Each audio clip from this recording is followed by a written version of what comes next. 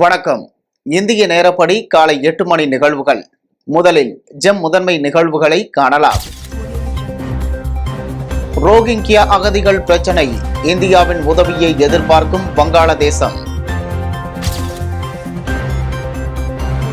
சென்னை மாநகராட்சிக்கு உட்பட்ட பகுதிகளில் பொது இடங்களில் குப்பை, சுவரொட்டிகள் ஒட்டும் நபர்களுக்கு அபராதம். சென்னை மாநகராட்சி தகவல். ஆசிய கோப்பை T20 கிரிக்கெட் போட்டி, இந்தியா இலங்கை அணிகள் இன்று மோதல். இங்கிலாந்தின் புதிய பிரதமராக லிஸ் ட்ரஸ் அதிக வாக்குகள் வித்தியாசத்தில் தேர்வு. இனி விரிவான நிகழ்வுகளை காணலாம். இந்தியாவிற்கு 4 நாள் பயணமாக வந்த வங்காளதேச பிரதமர் ஷேக் ஹசீனா இன்று பிரதமர் மோடியுடன் பேச்சுவார்த்தை நடத்துவார் என எதிர்பார்க்கப்படுகிறது. வங்காளதேச பிரதமர் ஷேக் ஹசீனா இந்தியாவில் 4 நாள் அரசுமுறை பயணமாக நேற்று தலைநகர் டெல்லிக்கு வருகை தந்தார். அவரை வெளியுறவுத்துறை மந்திரி ஜெய்சங்கர் சந்தித்து பேசினார். இதனையடுத்து அதானி குழும தலைவர் கௌதம் அதானி வங்காளதேச பிரதமரை சந்தித்தார். இதனைத் தொடர்ந்து டெல்லியில் உள்ள நிஜாமுதீன் அலியா தர்காவுக்கு சென்ற ஹசீனா வழிபாடு நடத்தினார். பின்னர் வங்காளதேச தூதரகத்தில் செய்தியாளர்களை அவர் சந்தித்தார். அப்போது மியான்மர் நாட்டில் இருந்து தப்பி தற்போது வங்கதேசத்தில் வசித்து வரும் 10 லட்சத்திற்கும் மேற்பட்ட ரோஹிங்கியா அகதிகள் பிரச்சினை குறித்து கேள்வி எழுப்பப்பட்டது. அதற்கு பதிலளித்த அவர், இந்தியா ஒரு பெரிய நாடு, ரோஹிங்கியா அகதிகள் பிரச்சனையை சமாளிக்க வங்காளதேசத்திற்கு இந்தியா நிறைய உதவ முடியும் எனவும், இரு நாடுகளும் ஒன்றிணைந்து எல்லை தாண்டி ஓடும் நதிகளை புத்துயிர் பெற செய்ய வாய்ப்புகள் உள்ளன. இந்த ஆறுகளை தூர்வாரினால் அவற்றின் நீரோட்டம் இன்னும் மேம்படும் என கூறினார். இந்நிலையில் இன்று பிரதமர் மோடியுடன் ஹசீனா பேச்சுவார்த்தை நடத்துகிறார். மேலும் குடியரசுத் தலைவர் திரௌபதி முர்மு, குடியரசு துணைத் தலைவர் ஜக்தீப் தன்கர் ஆகியோரையும் அவர் சந்திக்க உள்ளார் என தகவல் தெரிவிக்கப்பட்டுள்ளது. சென்னை மாநகராட்சிக்கு உட்பட்ட பகுதிகளில் பொது இடங்களில் குப்பை மற்றும் கட்டுமான கழிவுகளை கொட்டும் நபர்களுக்கு அபராதம் விதிக்கப்படும் என சென்னை மாநகராட்சி தெரிவித்துள்ளது. சென்னை மாநகராட்சியின் சார்பில் சென்னை மாநகரை தூய்மையாகவும் அழகுடனும் பராமரிக்க சிங்கார சென்னை 2.0 உள்ளிட்ட பல்வேறு திட்டங்களின் கீழ் தூய்மை பணிகள் மேற்கொள்ளப்பட்டு வருகின்றன. மேலும் சென்னை மாநகரில் பொது இடங்களில் ஒட்டப்பட்டுள்ள சுவரொட்டிகள் மற்றும் வரையப்பட்டுள்ள சுவர் விளம்பரங்கள் அளிக்கப்பட்டு அவ்விடங்களில் தமிழ்நாட்டின் கலாச்சாரத்தையும் வரலாற்று சிறப்புகளையும் குறிக்கும் வகையிலான வண்ண ஓவியங்கள் வரையப்பட்டு அழகுபடுத்தப்பட்டு வருகின்றன. எனவே பொதுமக்கள் பெருநகர சென்னை மாநகராட்சிக்கு உட்பட்ட பொது இடங்களில் குப்பைகள் மற்றும் கட்டுமான கழிவுகளை கொட்டுதல், பொது இடங்களில் சுவரொட்டிகள் ஒட்டுதல் ஆகியவற்றை தவிர்த்து சென்னை மாநகரை தூய்மையாக பராமரிக்க முழு ஒத்துழைப்பை வழங்க வேண்டும். மீறும் நபர்களுக்கு அபராதம் விதிக்கப்படும் என தெரிவித்துக் கொள்ளப்படுகிறது. ஆசிய கோப்பை T20 கிரிக்கெட் போட்டியில் இந்திய அணி இன்று இலங்கையை எதிர்கொள்கிறது. ஆசிய கோப்பை T20 கிரிக்கெட் தொடர் ஐக்கிய அரபு அமீரகத்தில் நடந்து வருகிறது. பாகிஸ்தான், இலங்கை, வங்காளதேசம் ஆகிய அணிகள் இடையே தற்போது சூப்பர் 4 சுற்று ஆட்டங்கள் நடைபெற்று வருகின்றன. இதில் டாப் 2 இடங்களை பிடிக்கும் அணிகள் இறுதிப் போட்டிக்கு தகுதி பெறும். இந்நிலையில் இந்திய அணி இன்று இலங்கையை எதிர்கொள்கிறது. இந்நிலையில் துபாயில் இன்று இரவு 7:30 மணிக்கு இந்த போட்டி தொடங்குகிறது. இந்த மைதானத்தில் இரண்டாவது பேட்டிங் செய்யும் அணியே பெரும்பாலும் வெற்றி பெறுவதால் டாஸ் முக்கிய பங்கு வகிக்கிறது. இதனால் டாஸில் வெற்றி பெறும் அணிக்கு அதிக வாய்ப்பு இருப்பதாக கருதப்படுகிறது. இங்கிலாந்தின் புதிய பிரதமராக லிஸ் ட்ரஸ் அதிக வாக்குகள் வித்தியாசத்தில் தேர்வு செய்யப்பட்டுள்ளார். இங்கிலாந்தில் ஆளும் கன்சர்வேட்டிவ் கட்சி தலைவர் பதவியை போரிஸ் ஜான்சன் ராஜினாமா செய்ததை அடுத்து புதிய பிரதமர் பதவிக்கான தேர்தலில் இந்திய வம்சாவளியைச் சேர்ந்த ரிஷி சுனக்கிற்கும் அந்த நாட்டின் வெளியுறவு மந்திரி லிஸ் ட்ரஸுக்கும் இடையே கடும் போட்டி நிலவியது. இதனையடுத்து பிரதமர் பதவிக்காக நடைபெற்ற தேர்தலில் தன்னை எதிர்த்து போட்டியிட ரிஷி சுனக்கை விட 21,000த்திற்கும் மேற்பட்ட வாக்குகளை பெற்ற லிஸ் ட்ரஸ் ஆளும் கன்சர்வேட்டிவ் கட்சியின் தலைவராக தேர்வானார். இந்த நிலையில் பிரதமராக தேர்வாகிய பிறகு பேசிய லிஸ் ட்ரஸ், கடும் போராட்டத்திற்கு பிறகு பிரதமர் தேர்தலில் வெற்றி பெற்றுள்ளேன் எனவும், என் மீது நம்பிக்கை வைத்த அனைவருக்கும் நன்றியை தெரிவித்துக் கொள்கிறேன் என கூறினார். எனவே இங்கிலாந்து பிரதமர் தேர்தலில் ரிஷி சுனக் வெற்றி பெற்றால் வெள்ளையர் அல்லாத முதல் இங்கிலாந்து பிரதமர் என்ற சிறப்பை பெறுவார் என பெரிதும் எதிர்பார்க்கப்பட்டது. இருப்பினும் லிஸ் ட்ரஸ் அதிக வாக்குகள் வித்தியாசத்தில் வெற்றி பெற்றார். தாம்பரம் அடுத்த நன்மங்கலம் ஏரியில் இறைச்சி கழிவு, மனித கழிவு கொட்டப்படுவதால் கடுமையான துர்நாற்றம் வீசுவதால் பொதுமக்கள் கடும் அவதிப்பட்டு வருகின்றனர். சென்னை தாம்பரம் அடுத்த பரங்கிமலை ஊராட்சி ஒன்றியத்திற்கு உட்பட்ட நன்மங்கலம் ஊராட்சியில் ஒரு நாளைக்கு 60 டன் குப்பைகள் சேகரிக்கப்படுகிறது. இதனால் குப்பை தேங்கி துர்நாற்றம் வீசுவதால் பொதுமக்கள் கடும் அவதிப்பட்டு வருகின்றனர்.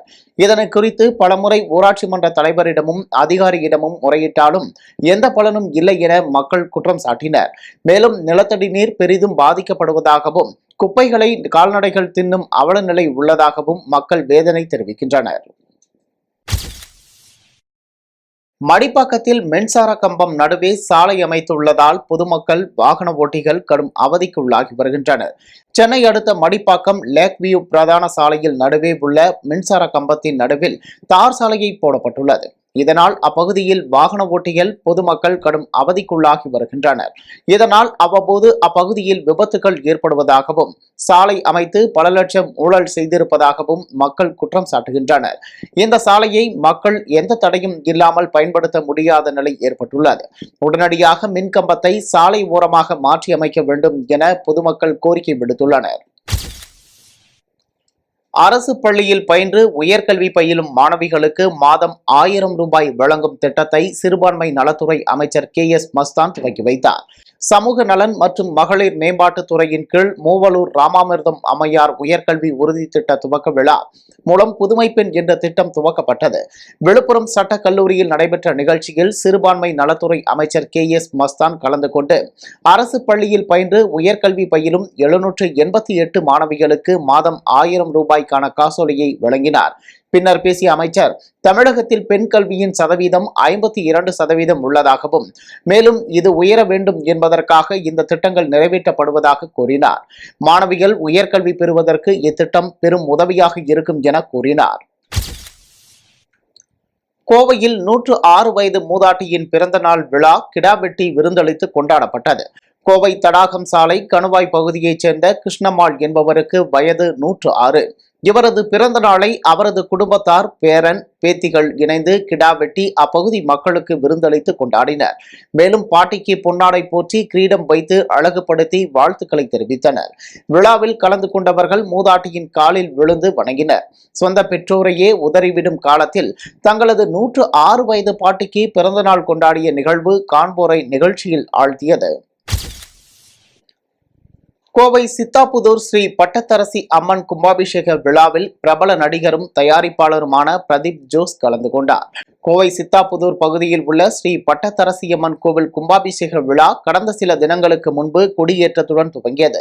விழாவை முன்னிட்டு கடந்த வாரம் பிரபல நடிகர் தயாரிப்பாளருமான வள்ளல் சக்கரவர்த்தி என அழைக்கப்படும் பிரதீப் ஜோஸ் 400 பெண்களுக்கு பட்டுப்புடவை வழங்கியிருந்தார்.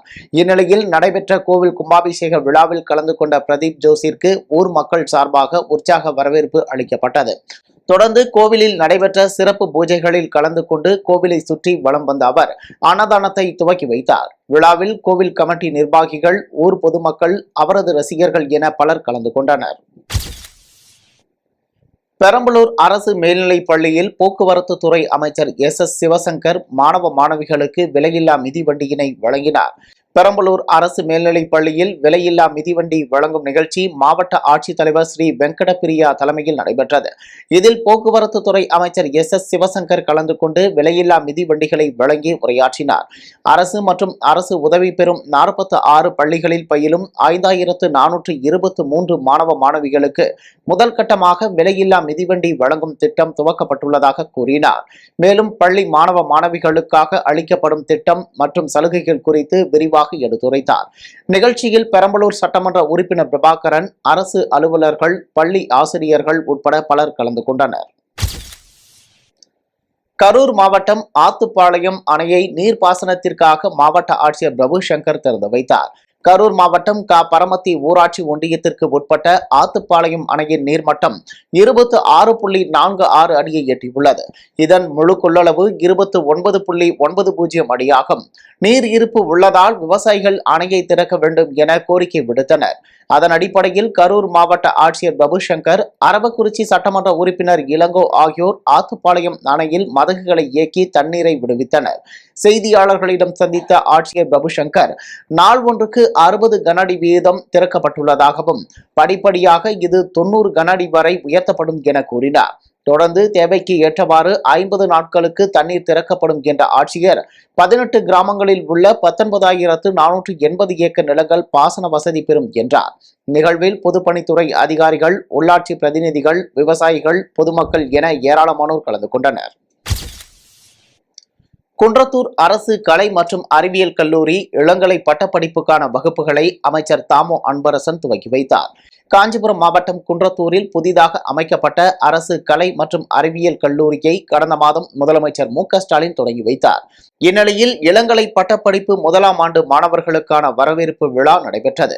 விழாவில் சிறு குறு நடுத்தர தொழில்துறை அமைச்சர் தாமோ அன்பரசன், ஸ்ரீபெரும்புதூர் சட்டமன்ற உறுப்பினர் செல்வ பெருந்தகை ஆகியோர் சிறப்புரையாற்றி தொடங்கி வைத்தனர். பின்பு புதிதாக சேர்க்கப்பட்ட மாணவ மாணவிகளை பூங்கொத்து கொடுத்து வரவேற்றனர். இதில் மாவட்ட ஊராட்சி குழு தலைவர் படப்பை மனோகரன், கொள்ளச்சேரி ஊராட்சி மன்ற தலைவர் உமா சத்தியமூர்த்தி, குன்றத்தூர் நகராட்சி தலைவர் சத்தியமூர்த்தி உட்பட பொதுமக்கள் ஏராளமானோர் கலந்து கொண்டனர். காஞ்சிபுரம் மாவட்டம் ஸ்ரீபெரும்புதூர் அருகே வெங்கடேச பெருமாள் கோவிலில் மகா கும்பாபிஷேகம் நடைபெற்றது. காஞ்சிபுரம் மாவட்டம் ஸ்ரீபெரும்புதூர் ஒன்றியம் வெங்காடு ஊராட்சியில் புதிதாக கட்டப்பட்ட வெங்கடேச பெருமாள் ஆலய கும்பாபிஷேகம் வெகு விமர்சையாக நடைபெற்றது. கும்பாபிஷேகம் செய்யப்பட்டு சிறப்பு யாக பூஜைகள் செய்து முக்கியஸ்தர்களுக்கு மாலை அணிவிக்கப்பட்டது. அதனை அடுத்து பக்தர்களுக்கு பிரசாதம் மற்றும் அன்னதானத்தை வேங்காடு ஊராட்சி மன்ற தலைவர் அன்னக்கிளி வழங்கினார். இதில் யாக பூஜைகள் நடத்தி ஆசி வழங்கிய காஞ்சிபுரம் சுந்தரே சுவாமிகள் பத்திரிகையாளர்களை சந்தித்தார். அப்போது மூதாதையர்கள் சிலை வைத்து பூஜித்து பழமையான சிறப்பு வாய்ந்த ஸ்தலம் எனவும் பெருமாள் புரட்டாசி மாதம் சனிக்கிழமைகளில் நடக்கும் பூஜைகளில் அருள் பாலிப்பதாகவும் கூறினார்.